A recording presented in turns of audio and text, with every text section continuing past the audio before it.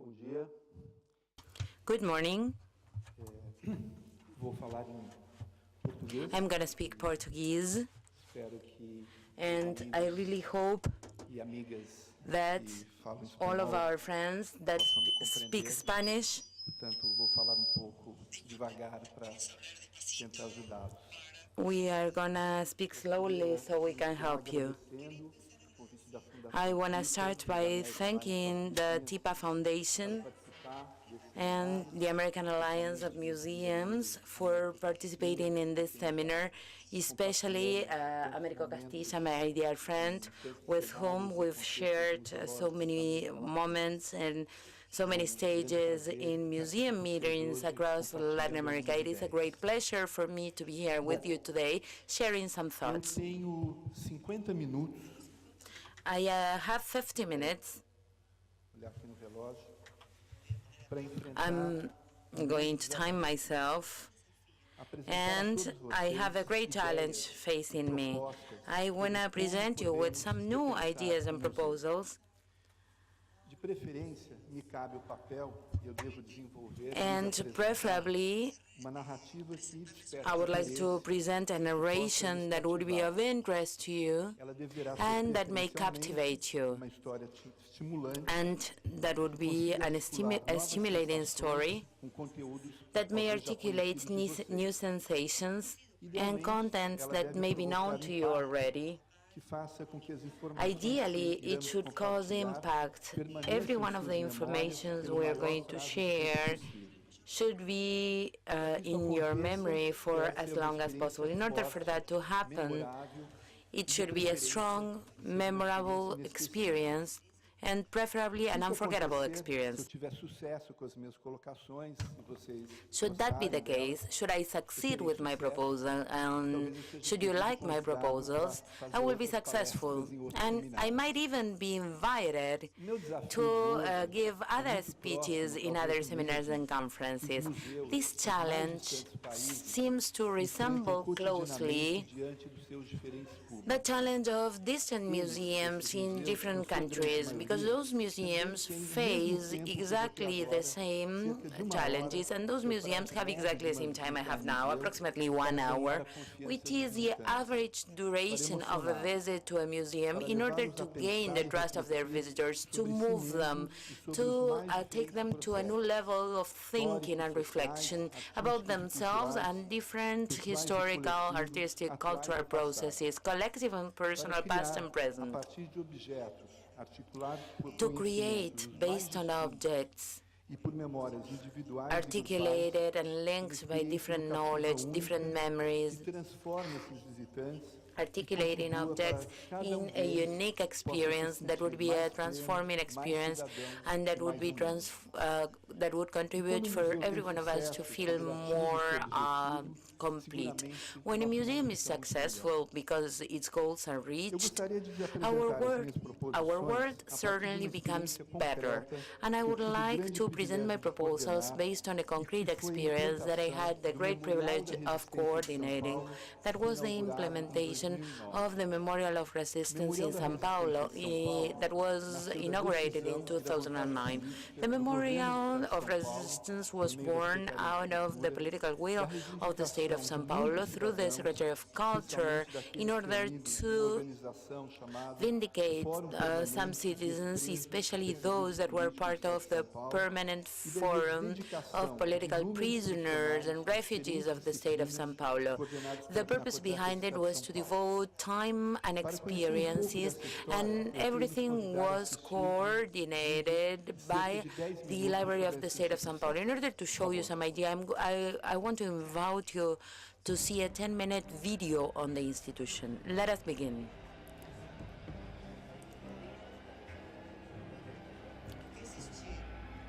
To resist, to stay firm, not to be subdued, to oppose, to refuse, to be reluctant.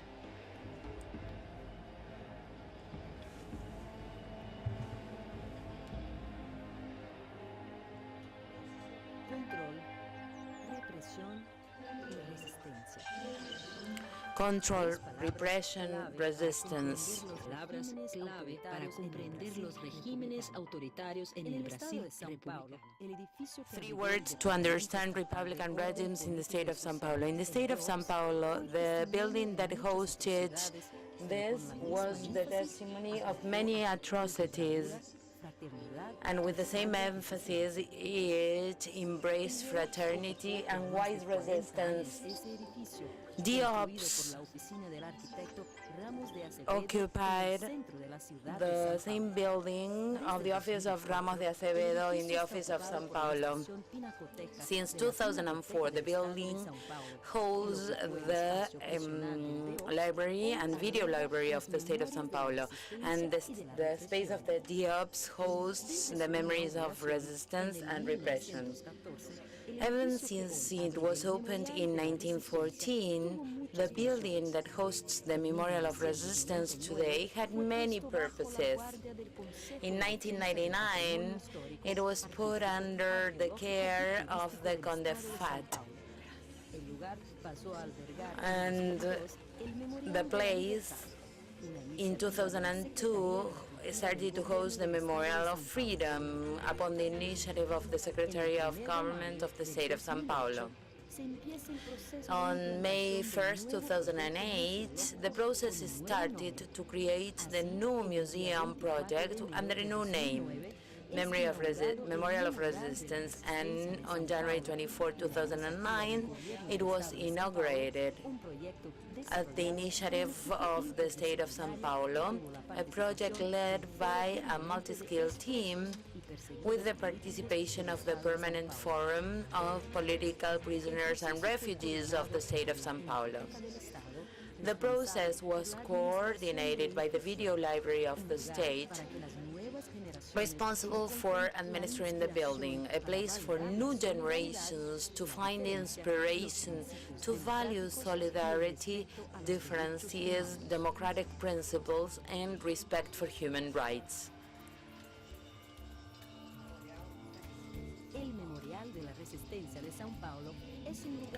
The Memorial of Resistance in São Paulo is reserved to the preservation of memories of the resistance and repression through the conversion into a museum of most of that building.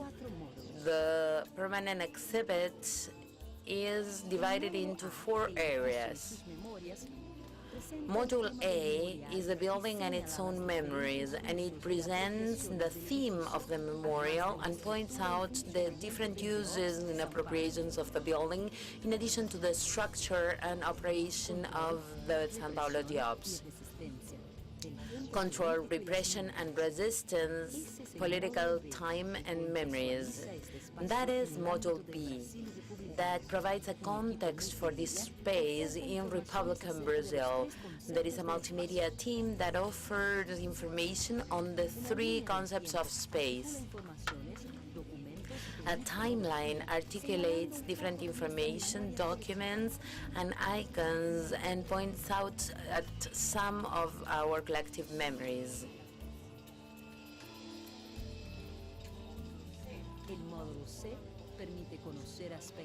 Module C allows visitors to get to know some of the aspects of the DIOPS resistance.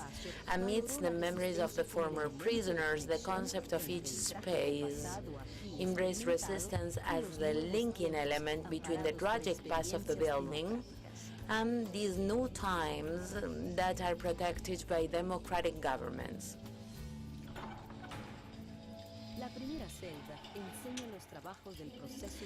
The first cell teaches the workings of the process of implementation of the Resistance Memorial and all the activities conducted since May 1st, 2008.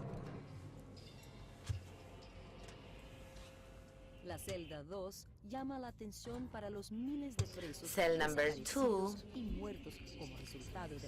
makes reference to all those that were disappeared and killed as a result of the DIOPS São Paulo, and it's a double tribute to those that fought and those that continue to fight for the ideals of justice and democracy.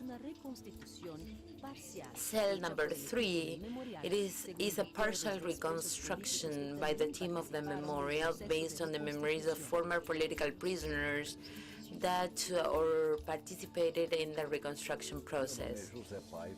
Eu fui preso aos 31 anos. When I was 32 years old, I was a prisoner. I am Jose Nogueira. With these stories, we get to know the solidarity of those that were imprisoned in this building, the resistance actions that collaborated to their survival.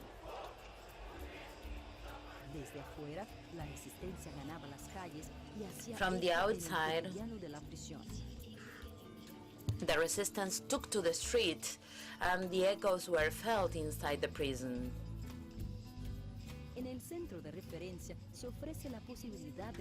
In the reference center, Module D, there's a possibility to find more information about all of these topics by consulting through a network connection with archives and other sister museums.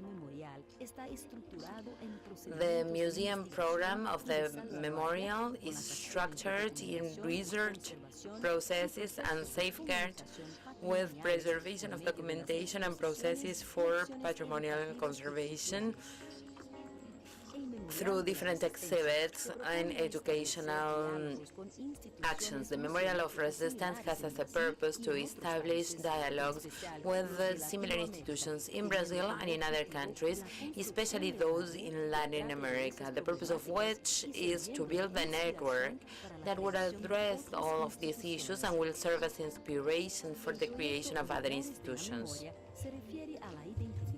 The project, Places of Memory, refers to the inventory and signage of all the spaces used for resistance actions. The purpose is to expand the scope of preservation of this memorial. The regular archive of testimonies has the memories of family members of those that were disappeared and prisoners, former political prisoners, and those that worked in the ops. The temporary exhibits are based on the long-term exhibit and provide new points of view on issues related to the key themes of the memorial. The educational area provides opportunities for dialogue and reflection and contributes to the formation of critical citizens of their past and their present. There are guided tours for different groups, and there is a spontaneous group, and that is provided every day through the discussion of different themes associated to human rights, political resistance, and the preservation of memory, among others of equal standing. Other actions have been implemented, such as the discussions with former political prisoners, a moment of dialogue with those that were the protagonists of those memories. Cultural actions promoted by the memorial include some events to update the discussions on control and repression practices and the action of resistance groups under totalitarian and democratic regimes, with the multidisciplinary approaches that may renew the interpretations of the recent past, as debate, samples, and theater presentations, book presentations, and other activities. Some may argue that the memories of any arbitrariness or turbulence in the recent history of Brazil should be suppressed. We don't agree. It is always necessary to remember. For those that lived through all of this, the belief that we need to continue fighting. For those that did not, the wisdom to prevent it from happening again.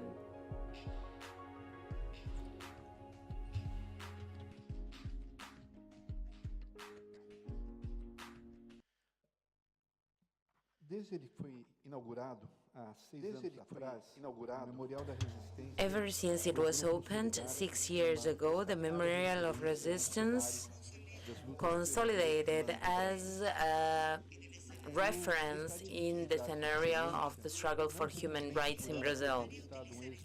And I would like to draw on this experience, not only because it was unquestionable success. I'm sure that you all have many stories and many successful realizations in your countries. And I have many friends here, Carlos, in Medellin, who managed to do something very special for the city and for the country. And what we need to do is to promote specific reflection. That is why for this whole experience, we would like to highlight the antecedents of the implementation of this memorial. And there are a couple of interesting points for this.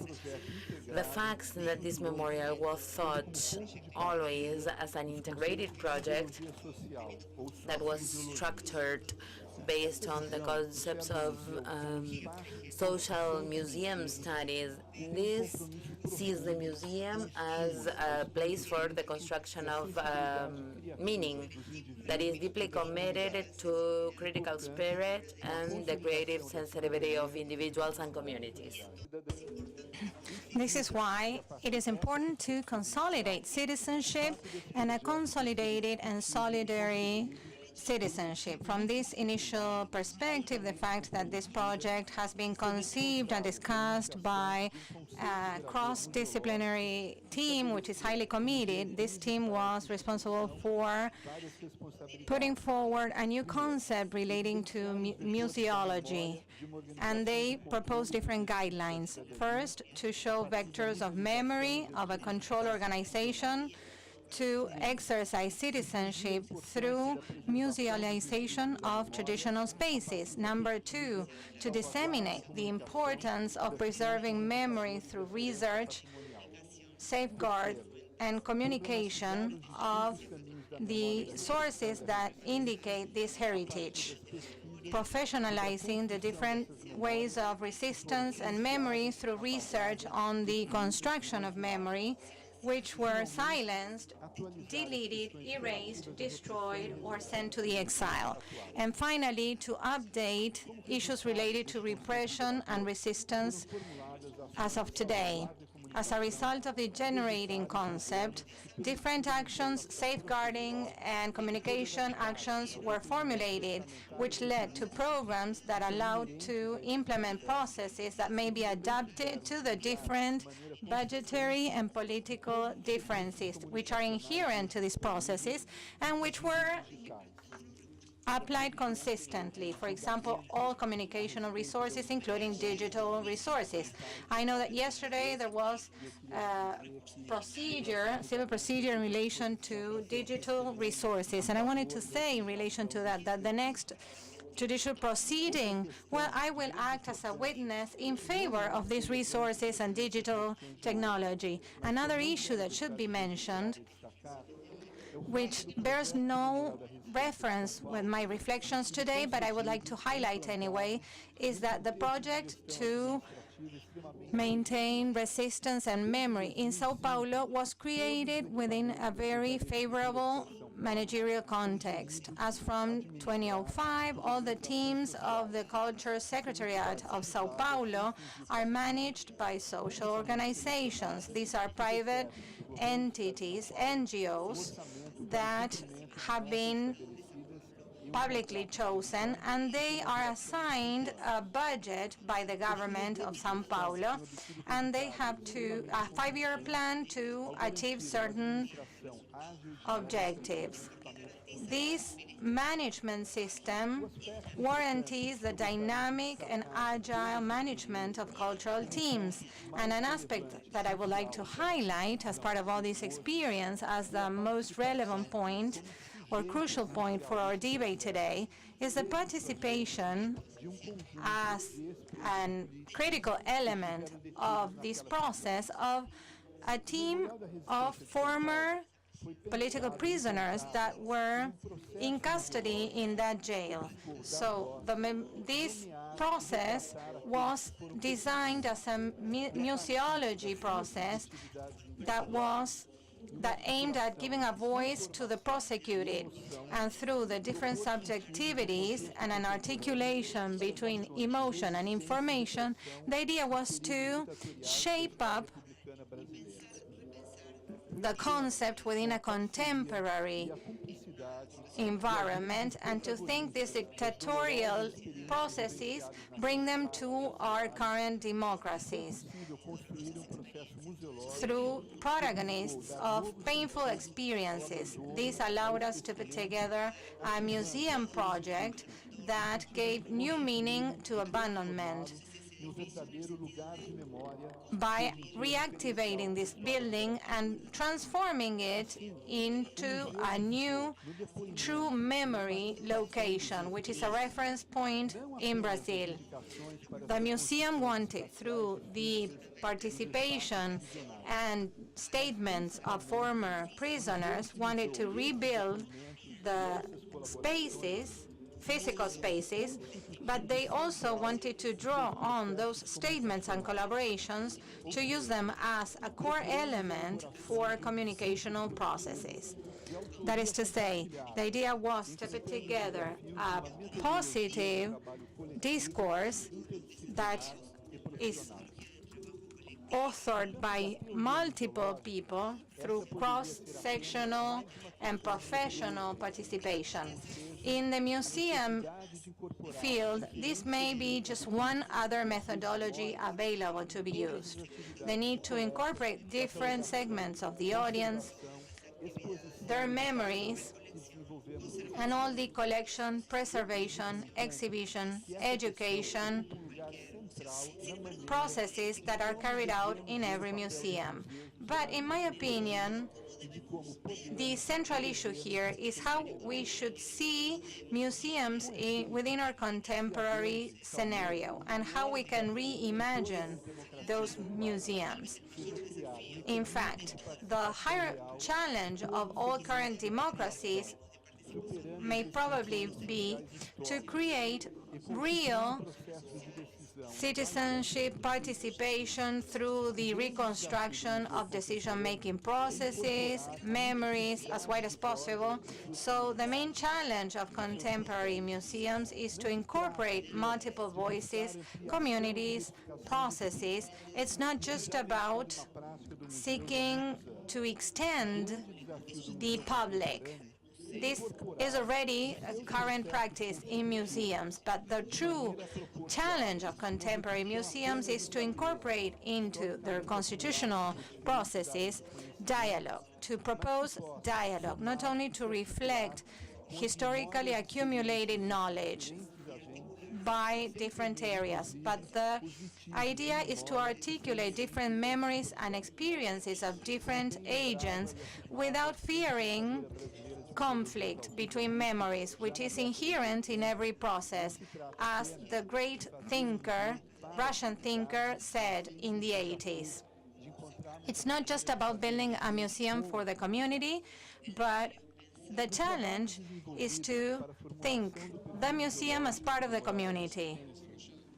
The work developed to formulate a museum profile of the Museum for Resistance is about compiling the statements, witness statements of former political prisoners to build the notion and knowledge of resistance that sought to provide educational solutions. As a result of these, two former prisoners, which played a critical role in the resistance process in Sao Paulo, is not a space that produces memory, but rather memory that creates a space in this museum within their specific context. If we cannot reformulate the dynamics and search for a new comprehensive relationship with public through a new work dynamic, I'm afraid that they will fall victims of professionals that are engaged in compiling material, or they will be subject to the risks posed by searching for profits and for seductive and appealing empty numbers for the interest of privileged elites, losing any potential role that society may play. We need to commit ourselves to reimagining museums, taking into consideration these new horizons through the implementation of new processes and a permanently fluid dynamic as we see it in fluid education, as Mila Chiovato puts it, which reflects as a metaphor malleability, flexibility, constant doing without looking for comfort, a false idea of soundness. When we achieve that objective, we will be effectively contributing to empowering the people of those segments and those communities by amplifying their voices and building true citizenship. I would like to exemplify my point of view by presenting another video that tries to recreate in this space the experience of the visitors to Resistance Memorial Museum in Cell 4, which was considered, in all the research carried out by the museum, the most shocking part of the whole museum. This area, which is a very reduced area of around 3 by 8 square meters, it's empty, and there's only a red flower in it, in a plastic bottle placed on a wooden base. Visitors can listen to sound feed with the statements of former prisoners who occupy that same room. That's an example of how feeble the borders are between torture, repression, affection among those who were deprived of their basic citizen rights.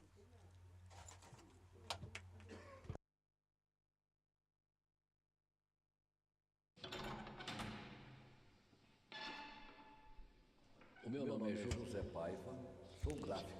Eu fui preso aos 31 anos. O meu nome é Rose Nogueira. Eu fui presa. I'm Rocio Noveira. I was detained on November 4, 1969. I'm Rafael Martinelli. I was born in Lapa neighborhood on October 16, 1924. I'm a railway worker. I'm Elsa Ferreira Lobo, journalist and teacher. I was taken to DOPS on November 20, 1969. I'm Alipia Freire. I was born in Salvador. I came to Sao Paulo in 1961. My political advocacy took place here in Sao Paulo. When I was detained or taken, I was 23 years old. I'm Politi. I was detained when I was 21 years old. I was a student by then of the Cultural Communications School, ICA. Ivan Axelworld, I was taken in 1971. I was 16, and I was an advocate of a revolutionary clandestine struggle association against dictatorship. I was arrested together with my father in a mechanical process. We were detained and tortured together. He was assassinated after a torture session. I was detained on August 31st, 1969. I was immediately taken to Oban. We were not detained. We were kidnapped. There was no judicial order.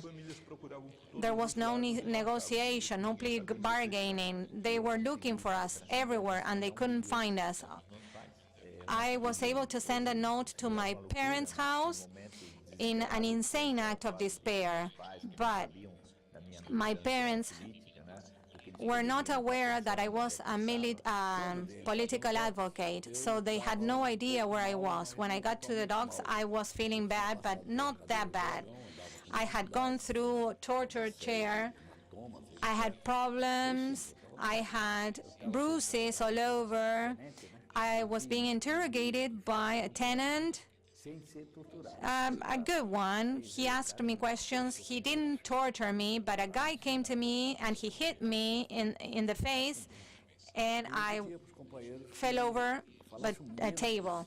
I asked my colleagues to speak the least possible. They wanted to know more about me. They called me back because somebody who was in prison had said some things that I had denied. It was then that I was interrogated again, but they ended up breaking my ribs.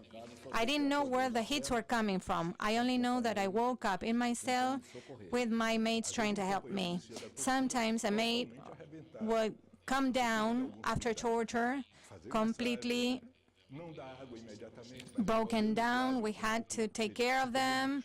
We had to just wet their lips after having received electric shocks. We couldn't give him water directly. We had to just wet his lips using a wet cloth. We talked to our colleagues, our mates. That was really nice. That's when I saw the best solidarity. That was through dictatorship.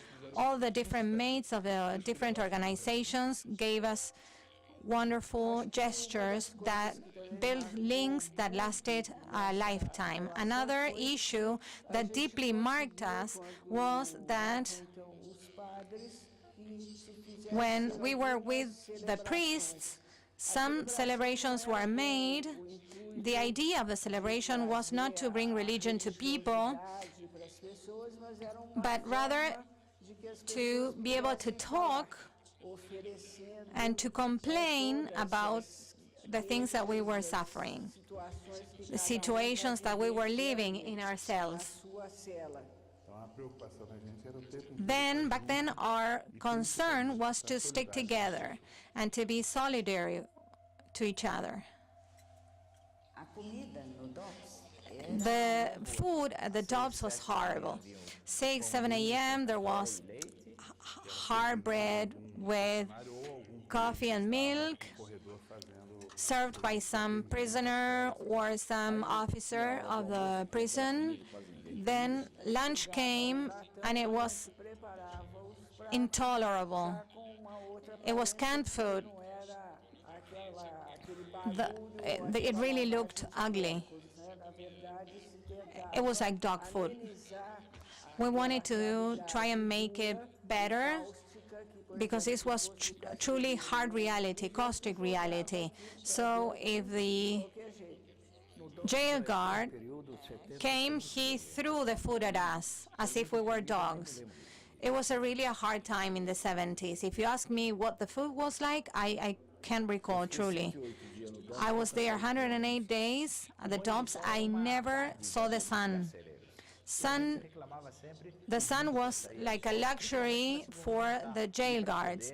We wanted to go out, to be able to move, to stretch, to see our mates through the jail bars. The idea was not to sunbathe, of course. It was to try and exercise a little bit and exchange experiences with the other mates. But at the DOPS, they wouldn't allow you to bathe. We just used a little water. We used a cup and soap.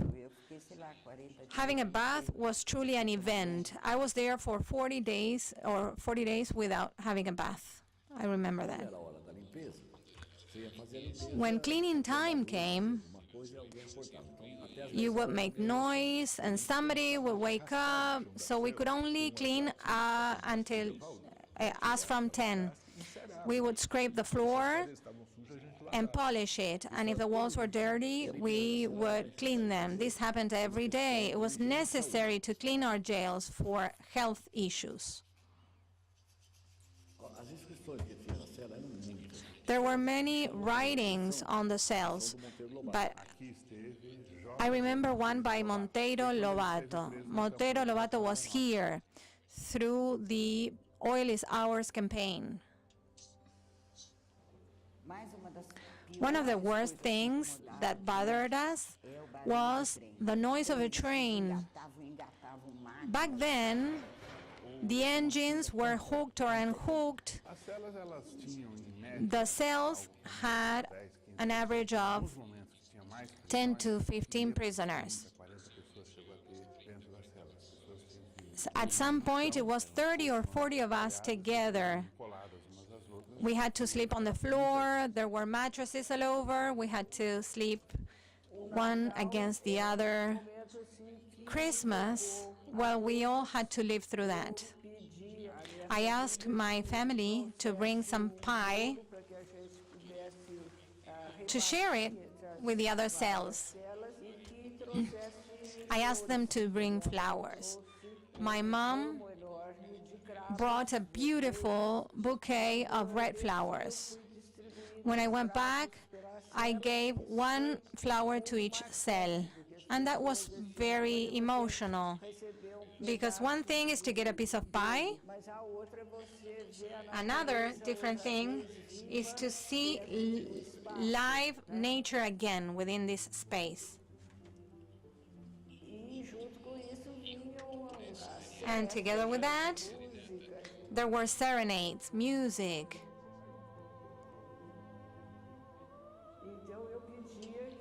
Then I would ask my mates to whistle to a tune. As good government bureaucracy, Saturdays and Sundays, there was no torture because they wouldn't work. Those were more relaxed days. The night would come, we would do our laundry. We saw our mates that were in prison at the Fundão, and we would have fun because we have a tendency to be happy. Otherwise, we wouldn't have done what we did, because we wanted everybody to be happy. That's what we wanted. When somebody would come out of the jobs, the song Minha Jangada Vai Se Pro Mar, that song is engraved, and we use them for all celebrations of former political prisoners. We keep singing the Jangada, this special song.